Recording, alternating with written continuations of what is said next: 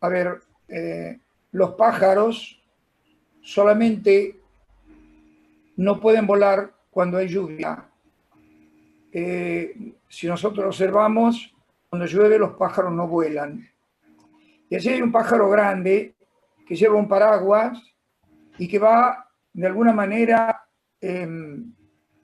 acompañando, amparando, cuidando al pájaro pequeño. El pájaro pequeño también lleva un paraguas.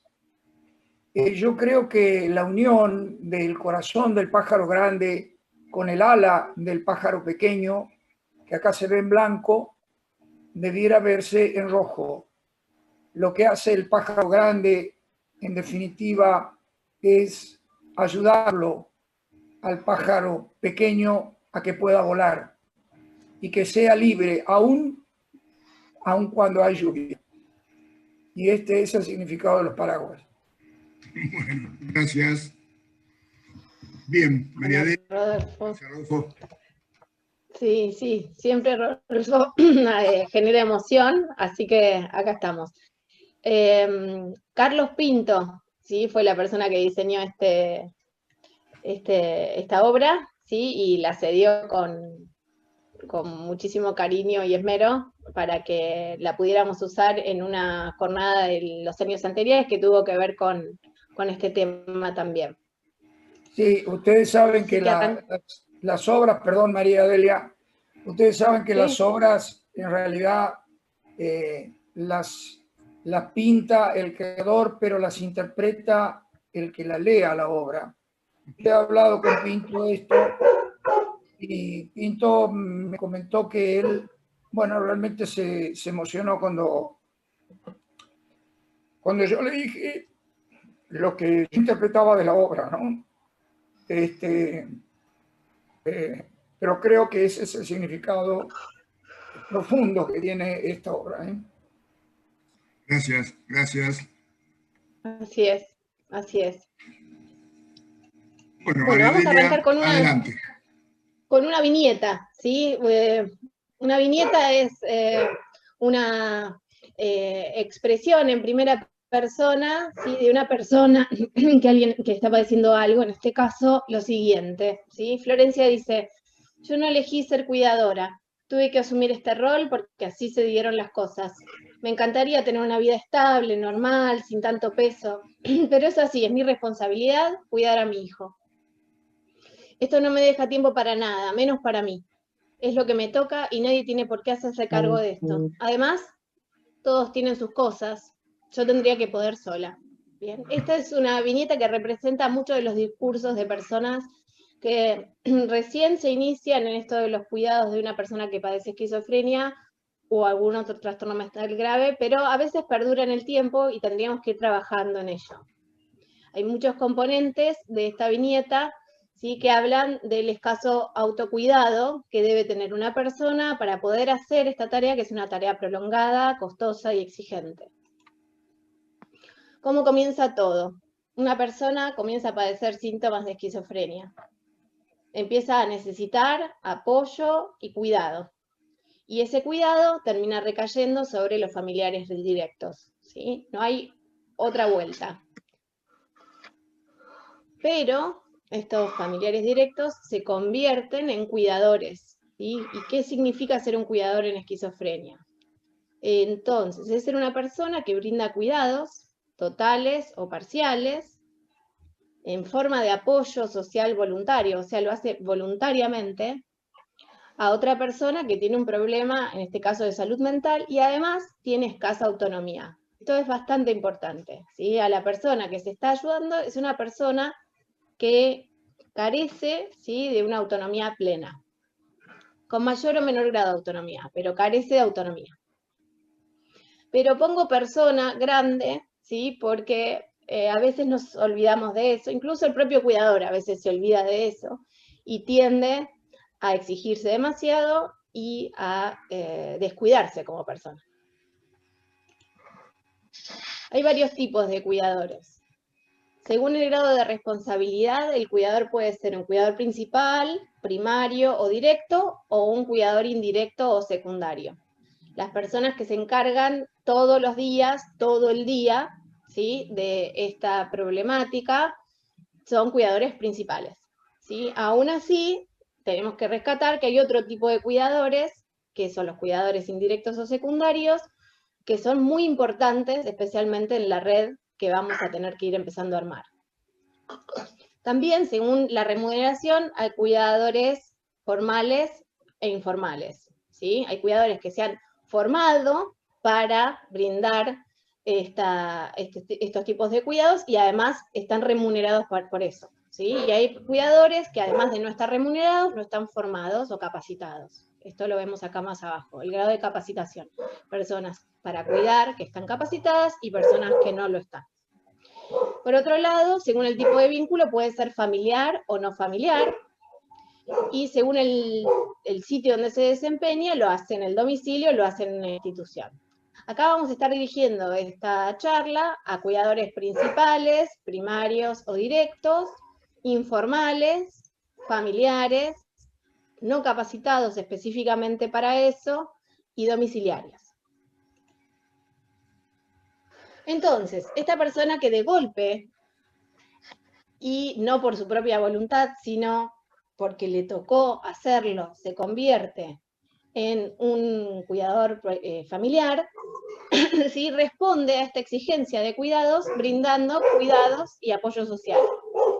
¿A quién entonces le dirige estos cuidados? A una persona que tiene lapsos de escasa autonomía, que no puede mantener obligaciones recíprocas, ¿sí?, que se esperan socialmente en una relación entre adultos. Esto en las reuniones familiares aparece todo el tiempo, ¿sí? Esta reciprocidad de los vínculos, en este caso, no está dada de esa manera, ¿sí? Hay una persona que recibe más de lo que brinda, a pesar de que lo que brinda es muy importante, ¿sí? La persona receptora de cuidados recibe más que lo que brinda. Y por el otro lado, lo hace con recursos propios, con recursos inexpertos, desde el desconocimiento, por no estar capacitado, asumiendo una gran responsabilidad, que además, por otra parte, no pudo anticipar, con un grado importante de estrés y sin paga. Esta es nuestra situación. ¿Qué necesidades tiene un cuidador? Un cuidador, como cualquier persona, tiene necesidades económicas, personales y sociales. Y muchas veces las personas cuidadoras están combatiendo, ¿sí?, estas necesidades o intentando satisfacer estas necesidades en forma intensa. No las tienen, son necesidades básicas insatisfechas y las tienen que ir a buscar. Además de cuidar, se presentan estas necesidades. Por ejemplo, muchas veces hay problemas de vivienda, problemas de alimentación, de medicación, de vestimenta, de accesibilidad a la comunicación, de transporte, de asistencia en servicios de salud, de subsidios, ¿sí? Todos estos problemas son problemas económicos que muchas veces cargan mucho al cuidador. Por otro lado, sociales, ¿sí? Tienen que hacer cuidados en el hogar, con las actividades cotidianas, tiene que establecer relaciones sociales de compañía, de pareja, etc. O sea, los propios problemas de una convivencia cualquiera. Y temas personales, se tiene que cuidar a sí mismo, la salud física, la salud psíquica, tiene que tener mucha información acerca de lo que le pasa al conviviente, etc. Entonces, son muchas las necesidades que un cuidador tiene que ir satisfaciendo a lo largo del proceso del cuidado. O sea, esta persona que de golpe se convirtió en un cuidador necesita y busca satisfacer las necesidades y muchas veces entra en un desgaste y esto pone en riesgo su salud. Para eso es que hoy vamos a estar conversando para que este riesgo de su salud intente disminuir a partir de hacerse algunas preguntas. ¿Qué consecuencias suele traer los cuidados? Es ser una persona que cuida, ¿sí? La diferencia que hay entre una persona que no tiene que cuidar a alguien y una persona que tiene que cuidar a alguien, y por mucho tiempo. A esta persona que tiene que cuidar se le altera la rutina.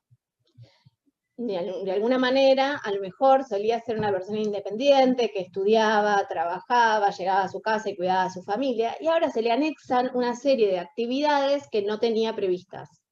aumentan esta cantidad de actividades y tiene que satisfacerlas. Por otro lado, seguramente tiene que salir a trabajar o tiene que salir a estudiar y esto se ve dificultado. Por otro lado, otra cosa que se ve dificultada es el proyecto de vida. Uno se imaginaba que su vida iba a ir por tales o cuales carriles, ¿sí? Que se podía proyectar de tal o cual manera, que podía pensarse en un futuro de tal o cual manera, y esto se ve interrumpido por la necesidad de los cuidados, al menos cuestionado. Además, cuando existe una persona que requiere cuidados en una familia, cuidados intensivos, ¿sí? Empieza a haber divergencias en el funcionamiento familiar, cómo abordar estos cuidados. Entonces, muchas veces estas necesidades de cuidados generan un deterioro en el funcionamiento familiar. Por otro lado, cuidar es caro, ¿sí? Es costoso, no es sencillo. No es una boca más que alimentar, ¿sí? Requiere un montón de gastos extras que reducen la capacidad financiera de la persona. Muchas veces no se pueden subsanar estas necesidades económicas. Sigue pasando que se reduce el tiempo para el ocio, se reduce el tiempo libre en sí mismo, ¿sí? Y todas las capacidades para el autocuidado, todas las cosas que uno solía hacer para estar un poco mejor, ¿sí? Empiezan a verse sacrificadas. Esto a veces deriva en la desatención de la propia salud, tanto física como psíquica. Y también pasa, y entre otras cosas, por el estigma y el autoestigma, pero también por los tiempos, que hay descuidos de la vida social. Y aparecen un montón de cambios emocionales con los que lidiar, ¿sí? Uno no es un robot que trabaja para el cuidado ajeno, también muchas veces, ¿sí? Tiene en relación al cuidado ciertos sentimientos y pensamientos con los cuales lidiar. Todo esto que estamos mencionando altera la salud integral de la persona que cuida. La persona que cuida hace montonazos de cosas para cuidar, pero vamos a tratar de describir algunas. Por ejemplo, la persona que cuida tanto brinda apoyo emocional como brinda ayuda práctica. Dentro de la ayuda práctica, estoy describiendo solo algunas de las tareas que tiene un cuidador en esquizofrenia, es monitorear el estado mental de la persona que padece esquizofrenia, ¿sí? Por ejemplo, anticipar señales de recaída, ¿sí? Como hablábamos la vez pasada, en prevención de recaídas, los signos precoces de recaída, está monitoreando esto todo el tiempo. Muchas veces tiene que encargarse de supervisar la toma de medicación, tiene que estimular que la persona que padece esquizofrenia vaya a las citas médicas, y además tiene que costear todos los gastos de los tratamientos y del costo de vida anexos a esta situación. En el mientras tanto, y mientras brinda esta ayuda práctica, tiene que prestar apoyo emocional, tiene que cuidar del bienestar de la persona que padece esquizofrenia, pero también del resto de la familia, tiene que encargarse de armar una rutina y un sostenimiento familiar, y tiene que proporcionar apoyo emocional tanto a la persona que padece esquizofrenia como a la familia.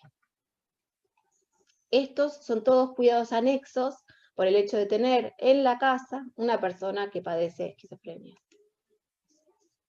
Entonces ahora nos vamos a meter de lleno en un tema que es hasta difícil de hablar con las personas más experimentadas, ¿sí? Es bastante difícil de hablar. Muchas veces las personas que tienen muchos años en los cuidados, ¿sí?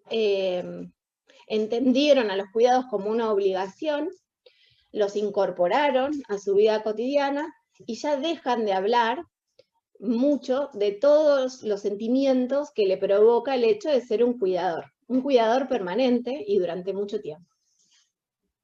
Entonces, ¿qué sentimientos puede experimentar un cuidador? Muchísimos, y estos sentimientos van a ir variando en función de la etapa en la que nos encontremos. Una cosa es estar frente a un primer episodio en esquizofrenia, otra cosa es ya tener 20 años de acompañar a una persona que padece esquizofrenia, o una cosa es sentirlo mientras uno está acompañado por grupos de ayuda mutua, como pueden ser AFE, APEF y todas las demás, ¿sí? Y otra cosa es hacerlo en soledad. Entonces, los sentimientos van a variar, pero vamos a tratar ahora de compartir algunas frases recogidas de relatos de familiares, de personas que integran a AFE, y que van describiendo estos sentimientos, y a lo mejor al resto de las personas que no participan de grupos de ayuda mutua pueden venirle bien para poder reflejarse en ellos. Muchas de las personas que cuidan experimentan culpa. Se preguntan, por ejemplo, ¿qué hice mal para que mi familiar esté en este estado? Para que no se recupere, para que no mejore. ¿Qué hago mal? ¿Sí? Incluso para que se sienten muchas veces responsables de la enfermedad. De esto se ha encargado, de esto se ha encargado mucho hasta el propio sistema de salud mental durante mucho tiempo, culpabilizar a los progenitores, ¿sí?, por la enfermedad que padece el hijo, ¿sí? Entonces, esto queda instalado en la sociedad, genera estigma y bastante autoestigma también, ¿no? Algo habrás hecho. Entonces, ¿qué es lo que hice mal?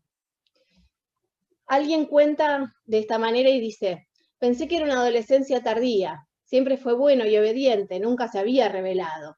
¿Sí? Se culpa por no haber sabido o haber entendido qué era lo que le estaba pasando a su familiar y haber dejado pasar un tiempo sin los debidos cuidados, ¿sí? Yo pensé que él era así, que esa era su personalidad, que él era de esta manera. Yo no me di cuenta nunca que esta persona padecía una enfermedad. Y llegar tarde a los cuidados da culpa.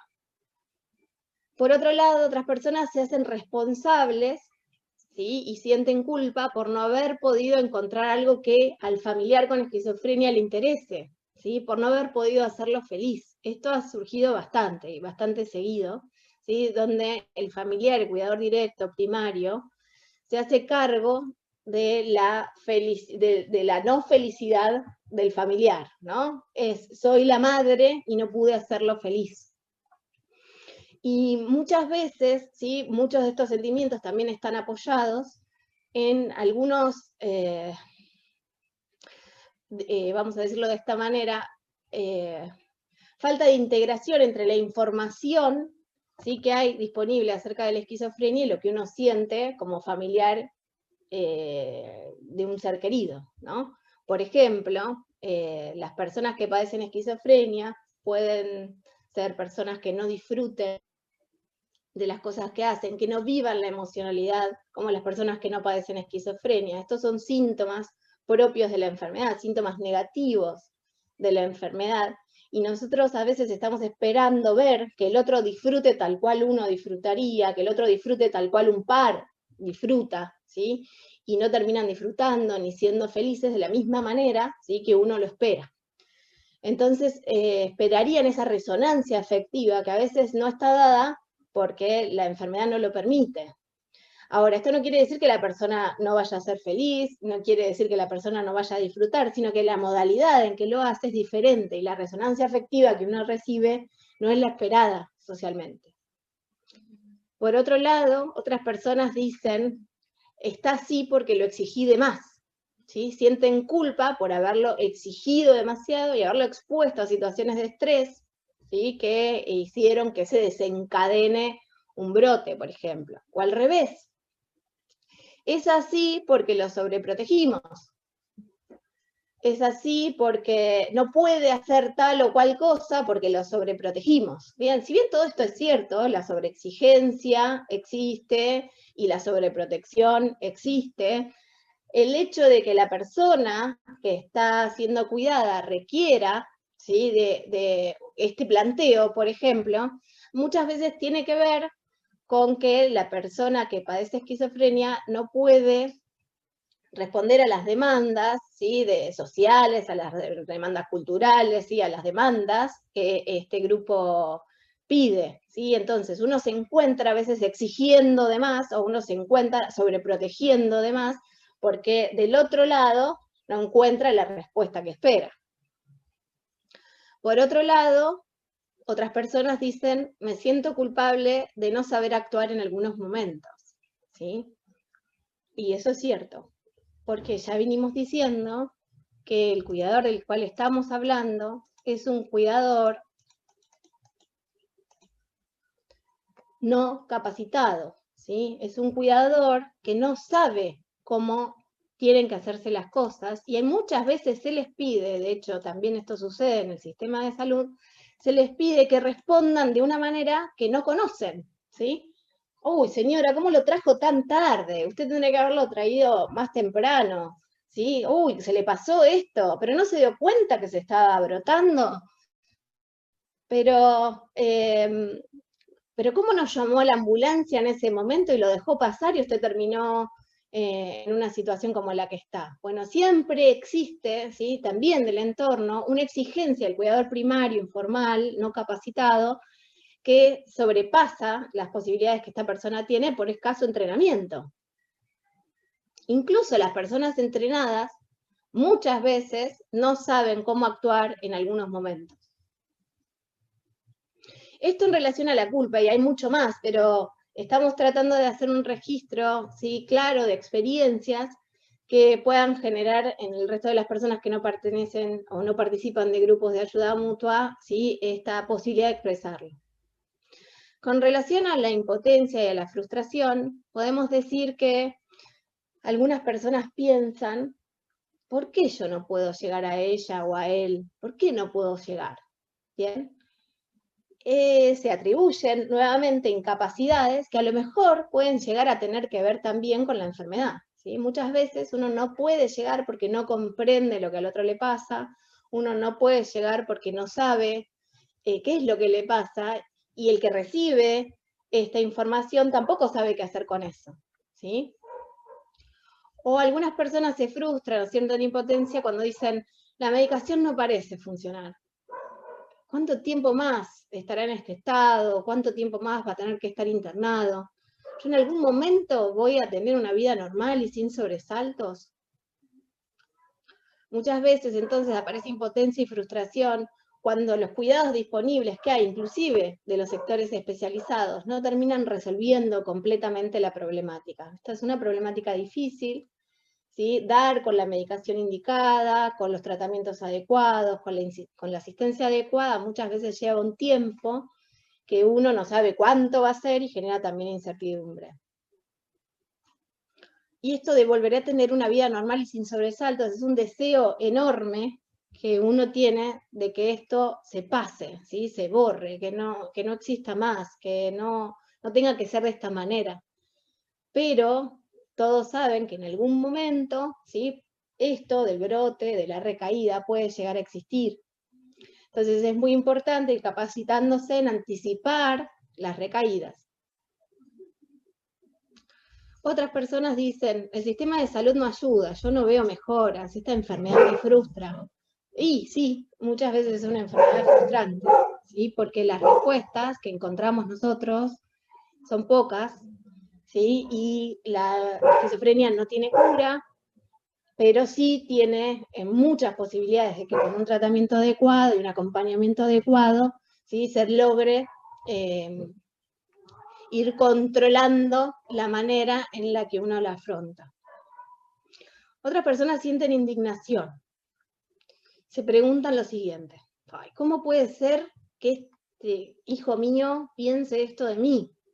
Nunca nadie en la vida me ofendió así. Muchas veces, mientras la persona está en un brote, o incluso no está en un brote, pero tiene síntomas residuales, por ejemplo, delirios, el foco de estos delirios terminan siendo integrantes de la familia, ¿sí?, personas cercanas. Entonces las ideas que se arman, que son irreductibles, que son creencias con un nivel de certeza altísimo, incuestionable, ¿sí?, se hacen eco, ¿sí?, de el familiar que tienen cerca, ¿sí?, y uno termina siendo blanco de agravios, ¿sí?, de insultos o de resquemores, ¿sí?, que no tendría por qué participar. Pero pasa porque a veces la enfermedad funciona de esa manera. O si no, todo lo contrario, alguien dice, yo soy el único que la comprende, que la apoya, que la acompaña, y ella me agrede de esta forma, ¿sí? ¿Cómo ella muerde la mano del que la acaricia. Muchas veces uno siente indignación y frustración y enojo porque la cantidad de cuidados que brinda, la capacidad de brindarse es enorme y no hay un reconocimiento de la contraparte de estos cuidados, ¿sí? Esta tarea es realmente tan exigente y muchas veces tan ingrata, ¿sí? No hay una respuesta de gratitud de ningún lado, ¿sí? Ni del sistema de salud, tal vez ni del familiar, incluso de los propios familiares cercanos, que hacen que uno se sienta indignado, sobrepasado, impotente, frustrado. ¿Por qué muerde la mano del que lo acaricia? También hay personas que dicen sentir mucho miedo, ¿sí? Miedo al estigma, miedo al futuro, miedo a no saber, miedo a hacerle peor, ¿sí? Es hacer por ignorancia algo que pueda hacerle mal, miedo a no encontrar la mejor atención disponible para él, miedo a otra crisis, miedo a que le pase a otro familiar, a otro hijo, por ejemplo, ¿sí? Vivir en constante alerta, miedo, preocupación de que estas situaciones se den. Otras personas sienten tristeza, pena, depresión, y se expresan de esta manera. Siento tristeza por el hijo que era y ya no es, ¿sí? Esto es el inicio de un duelo que uno tiene que hacer de la imagen que tenía de la persona previo al primer brote, ¿sí? Esa persona muchas veces o no había manifestado situaciones claras que nos pudieran hacer pensar que estaba padeciendo una enfermedad, o uno no se daba cuenta de eso, que después sí reconceptualiza que eran indicios de la enfermedad, pero no se daba cuenta, ¿sí? Y entonces lo vivía de una manera, este encuentro, que después del primer brote puede empezar a cambiar. Entonces el hijo que era, ¿sí? El hermano que era, el familiar que era, ya no es. Y ese duelo hay que empezarlo a transitar. Por otro lado, muchas personas sienten tristeza, pena y depresión por las expectativas y los sueños propios no cumplidos, ¿sí? A lo mejor el hijo que se soñó, ¿sí? No va a estar, no es, va a aparecer otro hijo, ¿sí? Que a lo mejor brinde grandes satisfacciones, puede ser, pero ese que uno a lo mejor soñó en el momento de decidir traer un hijo al mundo, ¿sí? No está. Y hay que trabajar con eso, con la frustración que significa que la persona no sea igual la que uno pensó, pero también tenía sueños propios, ¿sí? Trabajar de tal manera, viajar, pasear, salir con alguien, ¿sí? Estudiar, y no se pueden cumplir, porque la tarea del cuidado viene a interferir en esto que antes llamábamos proyecto personal o proyecto propio.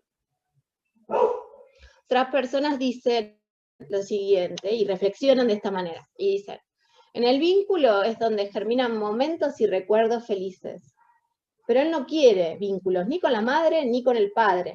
Entiendo que esquizofrenia mediante, dice esta persona. Un hijo sin madre, una madre sin hijo, un puente vincular perdido. Tal vez a él no le signifique lo mismo que a mí. Tal vez a él no le signifique lo mismo que me significa a mí. Y eso es de una persona que entiende qué es lo que está viviendo, entiende con quién está tratando, que entiende que la manera de entender los vínculos es diferente para unos y para otros, que las personas que padecen esquizofrenia entienden el vínculo de una u otra manera, pero sufre, se apena por esa situación, porque ese puente vincular, tal cual lo había soñado, ¿sí? No funciona. Otras personas cuentan y argumentan agotamiento, fatiga. Una persona escribe y dice, basta, estoy cansado, ya no doy más, se agotó mi paciencia, mi comprensión, mi tolerancia, esta vez ya se pasó de la raya, que se la arregle como pueda, ya me hartó, pero termina no cortando con ella porque es su hija. Eso pasa, muchas veces la gente siente hartazgo, siente agotamiento, siente fatiga, está muy cansado de seguir haciendo siempre lo mismo y que no funcione, o seguir haciendo siempre lo mismo y que falle, seguir haciendo lo mismo y que no sea reconocido. Hay muchas veces que volver a empezar. Y no siempre uno tiene fuerzas. Otra persona cuenta, hoy no puedo, realmente necesito apoyarme en alguien, pero nadie parece entender mi situación, ni tampoco entender la situación de mi familiar. Ay, no doy más, necesito salir, tomarme, aunque sea 1 hora para mí, ¿bien? Pero esto también es una expresión de agotamiento, de fatiga, de cansancio, de hartazgo, ¿sí? De un montón de otros sentimientos, pero que nos hacen sentir que la persona que cuida también necesita apoyarse en otro, ¿sí? En alguien más. Que en algún momento sus sentimientos van a requerir de un apoyo con otro, con otros, de otros. Hay personas que cuentan, acá no tenemos descripciones de todo, pero cuentan sentimientos de soledad intensa, inmensa. Mucha gente, Marta Sagastume, presidenta de AFE, al presentar esta charla en una radio, intentaba contar, ¿sí? Que muchas veces hay personas que inician los cuidados y existen divergencias familiares y estas personas se dan cuenta tal vez de que o los otros no entienden la dimensión de la problemática o los otros están pensando que los cuidados de una manera distinta y esta persona, cuidadora principal, decide asumir los cuidados en forma completa y total, ¿bien? Y aislarse, ¿sí? Aislarse de la búsqueda de ayuda, aislarse de los otros, ¿sí? Y emprender este camino en soledad. Muchas veces estas personas que hacen esto y que no reparten los cuidados, sienten y experimentan sentimientos de soledad. La ansiedad y la preocupación iría con lo del miedo, ¿sí? Es esto de sentarse cada tanto en el medio del agotamiento y pensar en el futuro y no saber qué va a pasar, no saber si uno va a poder, ¿sí? ¿Cuánto tiempo? Muchos padres, y sobre todo los que ya están grandes, se preocupan mucho respecto de qué va a pasar cuando el cuidador principal, que es él, ¿sí? O ella, ya no esté, ¿sí? ¿Quién se va a encargar de los cuidados de la misma manera que él lo hace?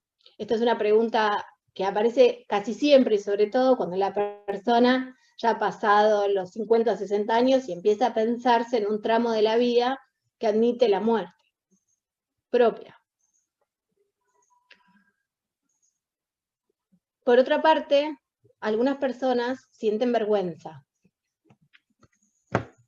Una persona cuenta, estoy en una reunión de amigas y todas hablan de su vida. Y yo solo tengo para contar cosas terribles.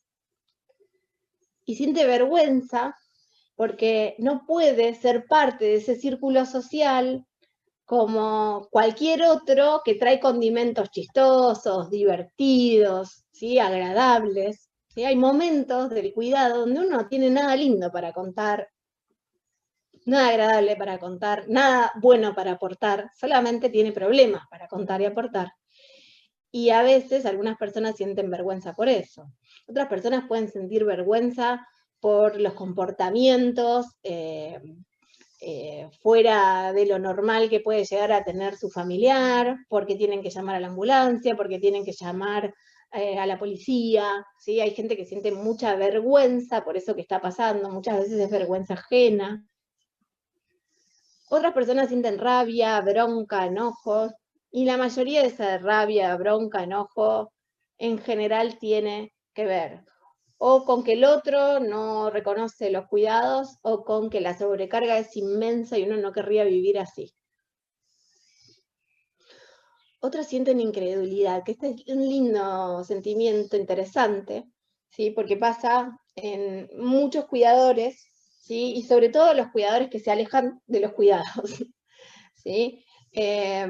Pero también pasa en personas muy comprometidas con los cuidados, en un principio, cuando no entienden bien de qué se trata la cosa.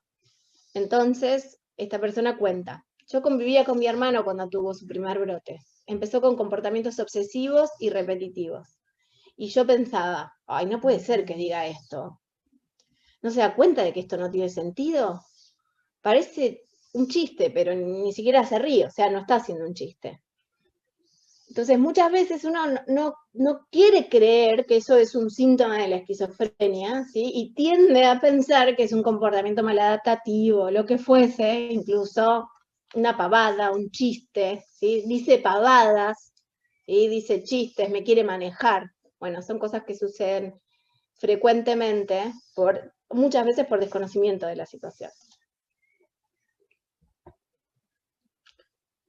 Otras personas sienten inseguridad, incertidumbre, y alguna relata de esta manera. Ay, sí, ya sé, tengo que bajar las expectativas, pero, ay, ¿no será que podemos hacer algo más? ¿Que deberíamos hacer algo más para que se recupere? ¿No será que estamos, en vez de bajando las expectativas, estamos bajando la vara? ¿No será que estamos perdiendo tiempo? ¿Sí? Aceptando esto tal cual es, ¿no habría que hacer otra cosa más? Otras personas se preguntan, ¿yo estaría haciendo lo mejor para él o para ella? ¿O lo estaré sobreprotegiendo? ¿O debería exigirle más?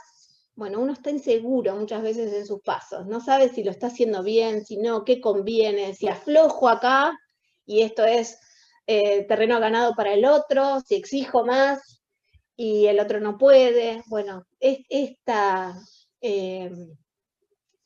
situación muchas veces uno, esta inseguridad, esta incertidumbre, la va trabajando a medida que va entendiendo más qué le pasa al propio familiar o de qué se trata la enfermedad en sí misma.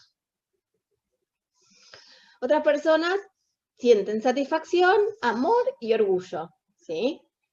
La satisfacción a veces es expresada de esta manera. Yo la verdad que aprecio los tiempos que paso con ella, no siempre son buenos tiempos, pero la quiero de todas maneras, ¿bien?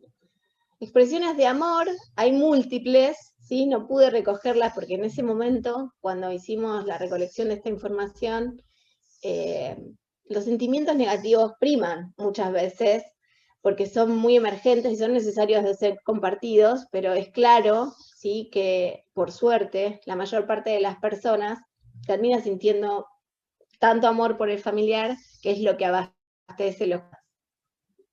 Y otras veces existe la posibilidad de sentir orgullo porque el familiar hizo algo que estuvo muy bien, se cuidó en algún momento, o tuvo un logro en algún estudio, o en algún trabajo, o fue perseverante. Bueno, todas esas expectativas que uno a veces tiene, ¿sí? Con una persona que tiene más dificultades para llevarlos adelante, cuando suceden, el orgullo es máximo, es muy, muy importante.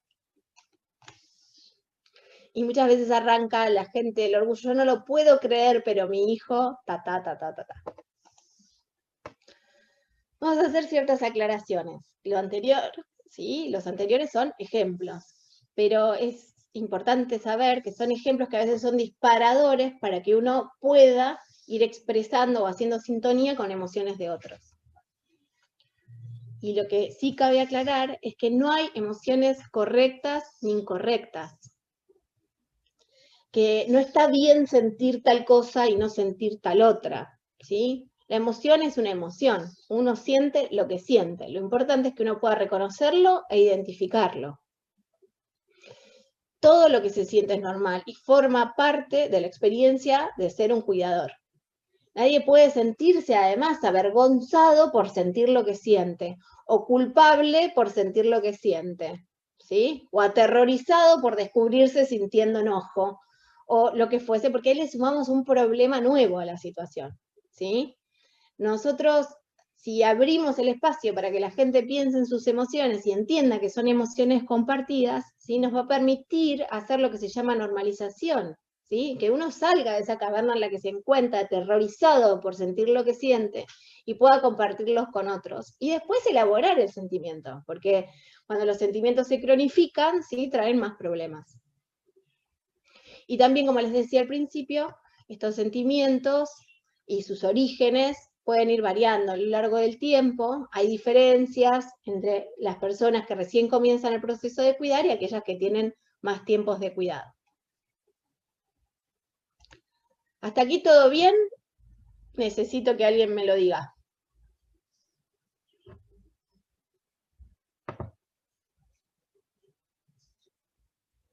Ok, perfecto. Todo bien, todo bien. la paciencia. Bien, entonces, hasta ahora vimos qué es ser un cuidador, qué necesidades tiene ese cuidador, qué consecuencias tiene el hecho de cuidar, qué hace un cuidador y qué puede llegar a sentir un cuidador. ¿Bien? Además hay un montón de sentimientos que ni mencionamos que también son propios del acto de cuidar y que estaría bueno ir amplificando. Entonces, ¿cómo sigue todo esto? Retomamos la escasa capacitación para el cuidado, el ejercer un cuidado continuo, permanente, sin descansos de todos los días, la transferencia de los cuidados, ¿sí? Que se hace a los cuidadores familiares desde las instituciones, ¿sí? Y el sistema de salud que está centrado en el paciente y no entiende que el familiar muchas veces es parte necesaria de este tratamiento, favorece lo que se llama carga del cuidador. Repito, un familiar cuidador primario es una persona con escasa capacitación, que tiene que hacer esto en forma permanente, continua, sin descansos, que tiene que bancarse la transferencia de los cuidados que hacen las instituciones, por ejemplo, en el momento del alta, ¿sí? En algún momento, bueno, de un día para el otro vuelve a estar en casa, en un momento súper riesgoso, y sin la capacitación adecuada. Y en un sistema de salud que todavía necesita incorporar al familiar como parte de los cuidados, de los tratamientos. En este triálogo que a veces charlamos, es paciente, familia y equipo de salud, ¿sí? Todos estos factores favorecen la carga del cuidador. ¿Y qué es la carga del cuidador? Se define como las alteraciones de la salud física y mental que los cuidadores tienen y que deviene cuando las demandas de cuidado sobrepasan los recursos que uno tiene, ¿sí? Cuando se pasó esto. Yo no puedo responder tan bien al cuidado como querría, porque mis recursos de todos los tipos, personales, sociales, económicos, los que fuesen, mis recursos no alcanzan para satisfacer las necesidades de cuidado. Ahí, esa diferencia, esa carga, produce alteraciones en la salud. Hay estudios acerca de lo que es la sobrecarga o la carga, se llama carga o sobrecarga, ¿sí? De cuidados, que dividen a los conceptos de carga en carga objetiva y carga subjetiva, ¿sí? La carga objetiva vendría a ser lo que el cuidador hace, ¿sí? Todas las actividades que tiene en el acto de cuidar, lo que experimenta y las restricciones que este cuidado le provocan al cuidado de él mismo. O sea, esto que veníamos diciendo, ¿cuánto se le reduce su tiempo libre? ¿Cuánto de tiempo tiene que dedicar a la atención y cuidados? ¿Cuánto se le afectó su salud? ¿Cuánto le cuesta cuidar? Etcétera, ¿sí? Esta carga objetiva afecta la calidad de los cuidados. Cuanto más carga objetiva haya, más dificultades de cuidar bien. Y por el otro lado, la carga subjetiva es la sensación que uno tiene de soportar esta carga, que es una obligación, una tarea pesada, una tarea opresiva, y que está llena de preocupaciones y de emociones del cuidador ante las tareas que asume por el hecho de cuidar a la persona que padece esquizofrenia, ¿sí? Esta carga subjetiva afecta la calidad de vida de uno mismo. Entonces, la carga objetiva, todo lo que tiene que hacer y todas las restricciones que eso pasó, afecta la calidad de cuidados. Y la carga subjetiva afecta la calidad de vida. ¿En qué puede derivar la sobrecarga? En lo que se conoce como síndrome del cuidador. Síndrome del cuidador se caracteriza por la pérdida de la salud del cuidador, en el sentido físico, psíquico, social y laboral. En el sentido físico, la persona siente o puede llegar a sentir cansancio, alteraciones del apetito, alteraciones del sueño, dolores de cabeza o dolores en general, molestias físicas en general. Desde el punto de vista psíquico, depresión o trastornos del sueño, ansiedad, irritabilidad. Desde el punto de vista social, disminución o pérdida de tiempo libre, soledad, sentimientos de aislamiento, de incomprensión. Y desde el punto de vista laboral, puede empezar a faltar a sus trabajos, ¿sí? O a tener desinterés en el trabajo. Estoy hablando del trabajo como puede ser las actividades que uno realiza en forma frecuente. Empezar a perder la capacidad tanto de disfrutarlas como de hacerlas bien, como de desempeñarse bien. Esto entonces puede desembocar el síndrome del cuidador en que la persona en algún momento deje de ejercer su papel de cuidador. Miren, lo peligroso que es no habituarse a ver cómo uno está cuidando, porque puede derivar en el síndrome del cuidador, y el síndrome del cuidador puede llegar a derivar en que uno ya se tenga que correr de los cuidados y lo tenga que hacer otro. Miren lo dificultoso que es no tener conciencia de cómo uno está cuidando o cómo está pasando los cuidados, atravesando los cuidados. Hay una escala que en algún momento vamos a volver a repetirla con la ayuda de todos ustedes, si pueden, ¿sí? Que se llama escala de Sarit. Hay varias versiones, esta es la versión abreviada, y después la iremos viendo, pero quería contarles que esta, como otras escalas, permiten medir el nivel de sobrecarga. Entonces, cuando ustedes están cansados, ¿sí? Agotados y preocupados por el cuidado, es bueno que cada tanto revisen cuán sobrecargados están. Entonces, cuidar a otro ser humano con poca autonomía supone vivir una experiencia difícil, desafiante y exigente, con un gran impacto en su bienestar general, haciendo algunos sacrificios, disponiendo de menos tiempo, teniendo que moldear expectativas, teniendo que aprender a pedir ayuda, no recibiendo muchas veces suficiente valoración, viviendo sobrecargado. Bien, todo eso supone cuidar a otro ser humano. Pero bueno, a no desanimarse, vamos a tratar de prepararnos para cuidar bien.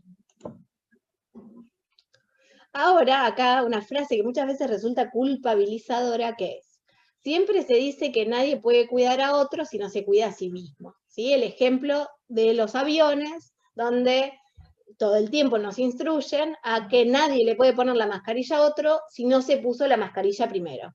¿Sí? Este es un gran procedimiento. Para poder cuidar a otro, primero tengo que saber que yo voy a vivir, ¿sí? Y que voy a vivir bien. Si bien esta frase es verdadera, es interesante, reseña o nos lleva, entraña muchas dificultades. Si uno querría hacer esto, muchas veces se siente culpable por no cuidarse, pero el tema es que no sabe cómo cuidarse. ¿Bien? Entonces, tratemos de usar que esto no sea un arma de doble filo, ¿sí? No salir de acá con la idea de que uno tiene que saber cuidarse, porque en realidad saber cuidarse es todo un proceso, y ahora vamos a ver cuán complicado es. Lo más común es descuidarse, y eso es normal en el proceso de cuidados, ¿sí? Entonces, no salir culpable por no cuidarse. Sería un arma de doble filo, no me gustaría que nada de todo eso pase. Entonces, acá intenté hacer un resumen, pero hay más, por supuesto, nada de todo esto es exhaustivo, de qué cosas podría hacer un cuidador para cuidarse. ¿Bien? Bueno, por lo pronto, el cuidador, para cuidarse, debe conocer la enfermedad, ¿sí? No es lo mismo pensar que está atravesando una adolescencia tardía que tiene esquizofrenia. La verdad que no es lo mismo. Tiene que conocer la enfermedad, tanto en sus manifestaciones, como en su evolución, como en los tratamientos, con todo lo que haya disponible en relación a la información sobre la enfermedad en sí misma. Esto aplica a cualquier otra enfermedad mental grave. En segunda instancia, debe trabajar en sus habilidades de afrontamiento frente a las dificultades de la convivencia diaria. Todo vivir con una persona que padece esquizofrenia no es sencillo, ¿sí? Entonces, uno desarrolla habilidades de afrontamiento, algunas veces buenas, otras más o menos. Entonces, trabajar en las habilidades de afrontamiento de las problemáticas que presenta la convivencia con los síntomas de la enfermedad es importante. Esto lo venimos haciendo, lo venimos trabajando. Por otro lado, el cuidador puede reconocer el nivel de sobrecarga de los cuidados, ¿sí? Es importante, como les decía antes, y después lo retomaremos, ir monitoreándose, ir preguntándose cuán sobrecargado estoy por la tarea de cuidados. No admitirlo como algo más de la vida cotidiana. Cada tanto, frenar y preguntárselo. También puede trabajar en sus emociones, Y para trabajar las emociones uno lo que tiene que hacer es hablar, ¿sí? Es hablar. Porque ahí se da cuenta cuánto sabe o cuánto no sabe de lo que siente, ¿sí? No hay mucha otra manera. Uno puede reflexionar mucho, pero es muy bueno poder hablar. Y si uno habla con gente que pasa algo parecido, por ejemplo, pares, ¿sí? Va a encontrar mucha resonancia afectiva en esto que va sintiendo, ¿sí? Es importante saber con quién uno habla. Pero también puede hablar en el espacio terapéutico, puede hablar con los amigos, puede hablar con la familia, ¿sí? Puede hablar con conocidos. Uno, para reconocer las emociones, necesita hablar. En quinto punto, reflexionar sobre cómo se está cuidando uno actualmente a sí mismo, ¿sí? Y tener que hacerse algunas preguntas ahí. Otra de las maneras de cuidarse del cuidador es pidiendo ayuda, ¿sí? Conformando una buena red de apoyo social. Entre ellos incluimos a los GAM, los grupos de ayuda mutua, ¿sí? Las asociaciones de familiares de personas que padecen esquizofrenia. Estas asociaciones, ¿sí? Son una parte fundamental de la red de apoyo. Por otro lado, contando con técnicas del manejo de estrés, ¿sí? Trabajando en hábitos saludables y en rutinas diarias que nos permitan bajar el nivel de estrés cotidiano. Y por último, conociendo el impacto del estigma social y del autoestigma. Después charlaremos un poquito más de eso. Entonces, en algunas nos vamos a detener y en otros no tanto porque son parte de otras charlas, pero intentamos resumirlo de esta forma. ¿Cómo es esto de ir conociendo la enfermedad? Bueno, estas preguntas que yo les dejo es para que si en algún momento esto se está grabando, ustedes tienen ganas, se sienten con el resto de los familiares cuidadores, ¿sí? Incluso con la persona que padece esquizofrenia, como quieran, pero lo mejor es con los cuidadores solamente, y vayan haciéndose a sí mismos cada una de estas preguntas. Yo traté de formularlas en primera persona para que ustedes tengan ese espacio de reflexión personal. Entonces, preguntarse, ¿cuánto sé y cómo acepto la enfermedad? ¿Sí? ¿Cuánto sé de esta enfermedad? ¿Sí? Yo de verdad sé si esto que mi hijo o mi hermano o mi padre, ¿sí? está haciendo, es parte de la enfermedad, ¿sí? ¿Cuánto sé de la enfermedad? Y por el otro lado, ¿cuánto acepto yo que mi familiar tenga esta enfermedad? Entonces, ¿qué puedo ir haciendo por estas dos cosas? Informándome y desafiando creencias sobre la esquizofrenia, conociendo las opciones de tratamiento, conociendo los medicamentos disponibles, los efectos secundarios de los medicamentos disponibles, y trabajando mucho en la aceptación de la enfermedad, ¿sí? Incluso pasado años de convivencia con una persona que padece esquizofrenia, se detectan y se escuchan muchas veces momentos donde uno no está aceptando al menos un aspecto de la personalidad y de la enfermedad, ¿sí? Ya lo dijimos cuando hablamos de las emociones, que muchas veces, incluso personas que hace muchos años que están conviviendo, ¿sí? En sus expresiones de sus sentimientos, hablan de que en algún punto no se está aceptando eso que al otro le sucede. Otra pregunta. ¿Cuánto sé de cómo moverme en mi sistema de salud y en el sistema comunitario? Sí, es muy importante que la persona que tiene un familiar que padece esquizofrenia conozca el sistema de salud mental al cual pertenece, conozca el sistema público, el sistema privado, la obra social, ¿sí? Cualquier sistema de salud al cual pertenece, que conozca bien esos gajes del oficio, ¿sí? Esos procedimientos que uno necesita saber. Bueno, ¿qué pasa si hay un brote? ¿Cómo se actúa en particular? ¿A qué número hay que llamar? ¿Sí? Etcétera. Todas estas cuestiones. ¿A dónde tengo que ir a buscar los medicamentos? ¿Sí? ¿Estos medicamentos pueden llegar a ser gratuitos? Sí, no, me corresponde, no me corresponde. Bueno, esas preguntas que tienen que ver con el propio sistema de salud, bueno, ¿la obra social cubre o no cubre? Estas preguntas, ¿sí? Hay que hacérselas permanentemente. Y a veces uno no atravesó todas las circunstancias y las preguntas de pares nos pueden hacer pensar en algo que a lo mejor uno todavía no vivió, pero puede llegar a vivir. Entonces, conocer el sistema de salud mental al cual uno pertenece, los procesos, los trámites, conocer el equipo profesional, conocer los derechos que uno tiene como cuidador, ¿sí? el chat de AFE, por ejemplo, cada 2x3, ¿sí? le ayuda a las personas a saber que cuando alguien sale de una internación tienen derecho a una epicrisis, por ejemplo, ¿sí? Que es un resumen de lo que sucedió en la internación y de todas las indicaciones posteriores. Bueno, hay gente que no sabe que eso pasa, ¿sí? Que tiene derechos, ¿sí? Y cuando se los niegan, uno se corre, porque, bueno, me dijeron que no me lo iban a dar y ya está. Bueno, cuando uno sabe cuáles son sus derechos, los puede reclamar de otra manera.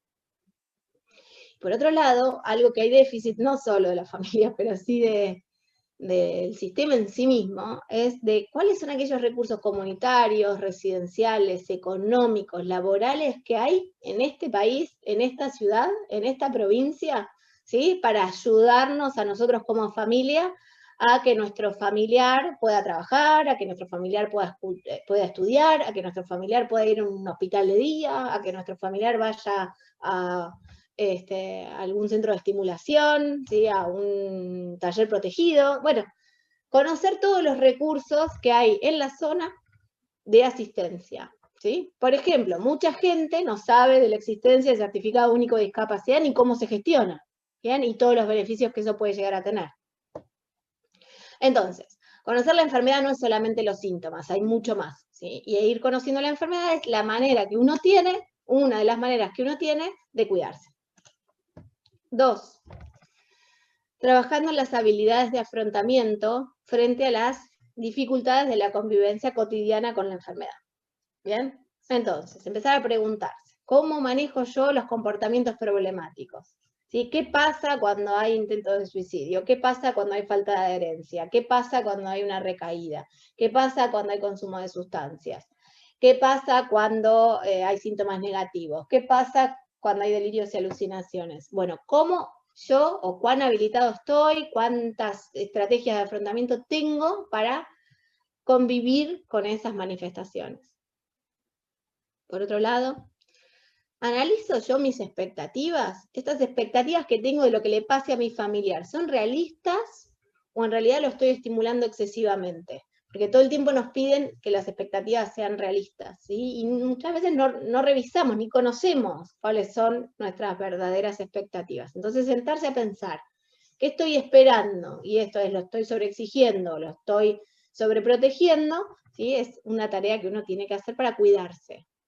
Porque si yo sobreexijo mucho, ¿sí? Posiblemente la salud de mi familiar se afecte, y si la salud de mi familiar se afecta a la mía. Esto va a ir, algunas charlas de esto ya se dieron en los próximos encuentros del ciclo de psicoeducación nacional, al cual pertenecemos, ¿sí? Vamos a seguir trabajando en cada una de estas áreas. ¿Sí? Y una importantísima es, hay técnicas que se llaman técnicas de resolución de problemas, ¿sí? Son sencillísimas, pero requieren de una capacitación mínima, ¿sí? No es que a uno le van a enseñar cómo resolver los propios problemas, sino cómo afrontar los propios problemas, ¿sí? Lógicamente y en pasos, para ver si yo los estoy analizando bien. Entonces, ¿tengo capacitación en resolución de problemas? ¿Tengo entrenamiento en comunicación efectiva? Porque muchas veces yo quiero pedir ayuda, pero no sé cómo pedir ayuda. Muchas veces quiero comunicarme con mi familiar y quiero comunicarle mi descontento, pero no sé cómo comunicárselo. Bueno, entonces hay estrategias comunicacionales que son propias, ¿sí? De la comunicación con personas con diversas características. Bien, hay estrategias comunicacionales para hacer llegar un mensaje mejor a una persona que padece esquizofrenia. ¿Tengo entrenamiento en eso? ¿Cuánto sé de la prevención de recaídas? ¿Sí? ¿Cuánto sé de todo lo que nosotros como familia podemos hacer para prevenir recaídas? Bueno, ahí los remito a charlas anteriores que también están grabadas. Adherencia al tratamiento y prevención de recaídas. Punto 3. Lo hablamos ya. Reconociendo el nivel de sobrecarga de cuidados. Entonces, ¿cuál es la propuesta? Periódicamente, frene, siéntese 5 minutos, 10 o mejor media hora, ¿sí? Y evalúe, si es necesario a través de una escala que las van a tener a disposición, ¿sí? Su nivel de sobrecarga. Sepa si está sobrecargándose, ¿sí? haga esta investigación. ¿Me estaré sobrecargando? Haga esta pregunta, ¿sí? Y el cuestionario de Sarit que les mostré antes, pasado a primera persona, ¿sí? Diría lo siguiente. Debido al tiempo que dedico a los cuidados, ¿no tengo suficiente tiempo para mí? ¿O me siento agobiado por intentar compatibilizar el cuidado de mi familiar con otras responsabilidades de trabajo, de familia? ¿El cuidar a mi familiar me afecta negativamente la relación con otros miembros de la familia? ¿Mi salud ha empeorado debido a tener que cuidar a mi familiar? ¿Me siento tenso cuando estoy cerca de mi familiar? ¿Yo siento que he perdido el control de mi vida desde que comenzó la enfermedad de mi familiar? Bien, entonces, estas escalas nos permiten a nosotros graduarlos en un puntaje del 1 al 5, y nosotros podemos ir midiendo cuál es nuestro nivel de sobrecarga a lo largo del tiempo, ¿sí? Incluso sirve para medir cada vez que uno hace un cambio que cree que es positivo, ¿sí? Hizo un cambio, creció en algo, ¿sí? Si esto tuvo impacto o no en el nivel de sobrecarga que uno siente.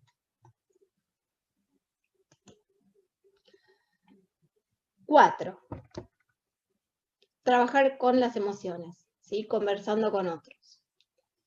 Estaría bueno, ¿sí? Que en conversaciones, ya sea con el terapeuta personal, con los amigos, los familiares, ¿sí? La red, los pares, uno se pregunte, la verdad que yo sé cómo me siento por el hecho de ser un cuidador. ¿Alguna vez analicé mis sentimientos por el hecho de ser un cuidador? ¿Puedo identificar esos sentimientos? ¿Puedo reconocerlos? ¿Puedo expresarlos? ¿Puedo expresar estas emociones? ¿Sí? ¿Puedo compartirlas? Porque las emociones siempre están, pero este ejercicio de identificar, reconocer y expresar es un ejercicio que alivia, ¿sí? Porque a uno lo sitúa en un conocimiento personal que le va a permitir cambios. Por otro lado, ¿cuál es mi actitud hacia el cuidado? ¿Sí? Muchas veces uno cuida porque no le queda otra, ¿sí? Uno cuida porque el día a día así lo requiere. Uno cuida por culpa. Uno cuida porque, bueno, la actitud hacia el cuidado, ¿sí? Una actitud positiva hacia el cuidado es algo que se construye. Pero primero tengo que conocer cuál es mi actitud hacia el cuidado.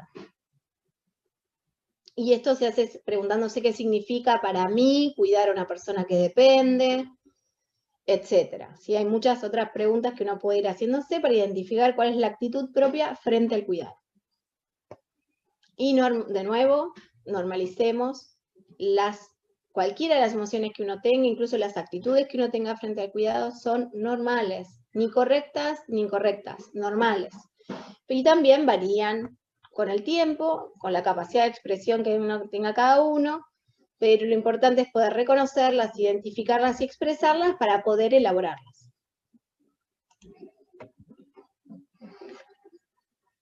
Quinto, ¿cómo puede cuidarse un cuidador? Reflexionando sobre cómo está cuidándose actualmente. Preguntas que uno puede hacerse. ¿Yo tengo real registro de las tareas que hago diariamente por el cuidado? O sea, yo sé cuáles de las tareas que hago todos los días tienen que ver con cuidar y cuáles tienen que ver con mi propia vida. ¿Sé realmente cuánto le dedico al cuidado? Por otro lado, ¿yo comparto tareas o me las quedo yo solo? ¿Qué actividades mi familiar sí puede hacer por sí mismo que estoy haciendo yo?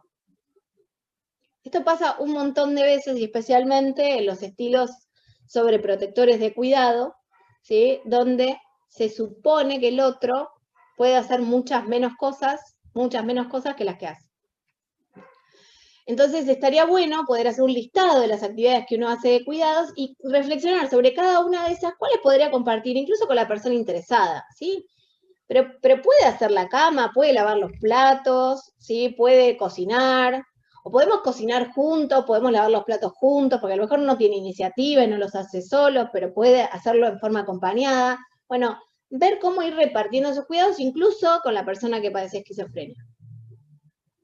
Otra pregunta que a algunos les va a resultar hasta graciosa. ¿Me recompenso por cuidar? o me recompenso cada vez que hay una pequeña victoria, ¿sí? Hoy terminamos el proceso del certificado de discapacidad, ¿sí? Nos vamos a comprar una pizza, ¿sí? Uno se da cuenta, ¿sí? Se premia, se autorreconoce, se autorrecompensa por este hecho de cuidar. Soy realista en las expectativas de cuidado, porque a veces uno no es realista con las expectativas que tiene respecto del otro, pero a veces tampoco es realista respecto a las expectativas que tiene de los cuidados propios. Yo no me estaré sobreexigiendo mucho, no estaré queriendo hacer más, ¿sí? De lo que yo realmente puedo hacer. Me estoy planteando a lo mejor formas de cuidar que son demasiado exigentes para mi salud. Y otra pregunta que estaría bueno hacerse es, ¿establezco rutinas? ¿Sí? O sea, ¿planifico, ordeno, organizo la actividad del cuidado o estoy permanentemente tapando baches? ¿Sí? Surge un problema, tapo bache, otro tapo bache, estoy como corriendo atrás de la coneja. Bueno, esa es una pregunta que es muy válida para empezar a cuidarse un poco más. Sexto, pidiendo ayuda y conformando una buena red de apoyo social, ¿sí? Acá otra vez incluimos a los grupos de ayuda mutua, ¿sí? Esto creo que va a ser la próxima charla del 9 de diciembre. Parece fácil y es muy difícil, ¿sí? Cuidar a un familiar no es tarea de uno solo, hay que compartir sí o sí los cuidados, pero esto a veces no es sencillo. ¿Por qué? Porque hay desacuerdos en la familia acerca de quién cuida, qué hace cada uno, a quién se cuida, cómo se cuida. Si hay muchas divergencias acerca de lo que significa cuidar. Entonces, cuidar, cuando hay tantas divergencias, se hace bastante difícil. Delegar, más difícil todavía. Entonces, esto que parece sencillo, ¿sí? De cómo uno puede cuidar compartiendo cuidados, es algo que hay que trabajar. Pero muchas personas sienten que pedir ayuda es una debilidad, un signo de debilidad, o que pedir ayuda es desatender, ¿sí? O descuidar al familiar, ¿sí? Porque él va a hacer lo que tengo que hacer yo. Esto pasa mucho en padres que hablan de los hermanos, ¿sí? Le voy a hacer cargo yo, pobrecito, tras que le tocó tener un hermano con estas características, además yo lo voy a obligar a que haga tal cosa. No, esta es mi responsabilidad. Por otro lado, el cuidador necesita momentos de descanso de la tarea, y si Mahoma no va a la montaña, ¿sí? Hay que ir a buscar la ayuda. A veces la ayuda no viene espontáneamente, la ayuda hay que pedirla.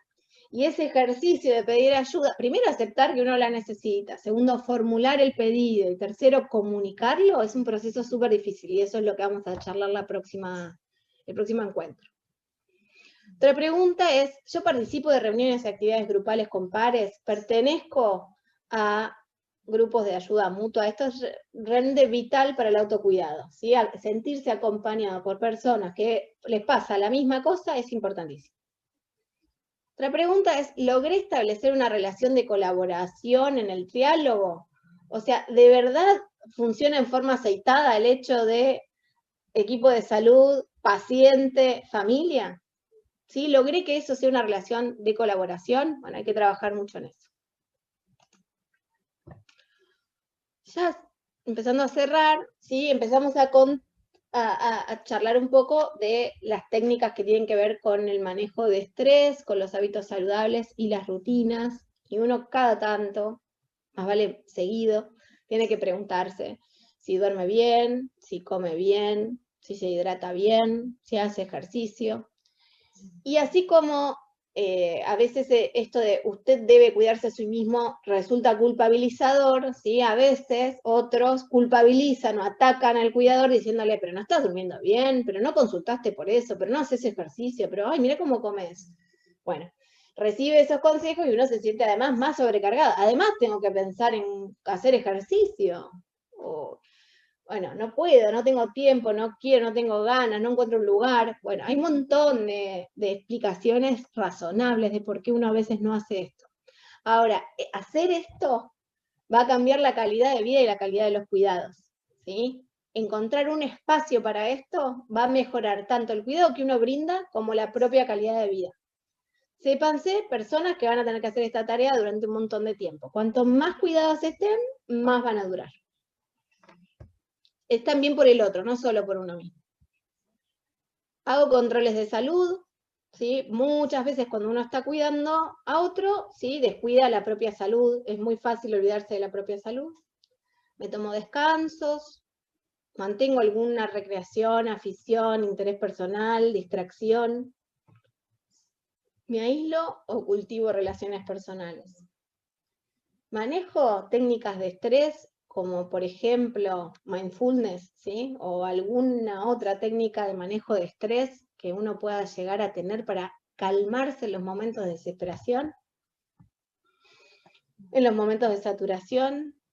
Sé qué hacer si yo me desespero, sé qué hacer si yo pierdo la calma, sé qué hacer con esa regulación de la emoción. Bueno, hay muchas técnicas y estaría bueno poder munirse de ellas, y esto también va a ser otra charla. Y por último, ¿sí? Hay que conocer el impacto del estigma social y del autoestigma, y preguntas como esta pueden ayudar a ir perfilando por ahí. Yo he logrado hablar con naturalidad de la enfermedad y de los temas que me preocupan de esta enfermedad, tanto con mi familiar, como con los profesionales, como con los allegados. Si yo he logrado hablar con naturalidad, quiere decir que voy venciendo estas barreras del estigma. Pero si todavía no he logrado hablar con naturalidad, ¿sí? Puede que algo de eso esté haciendo mella.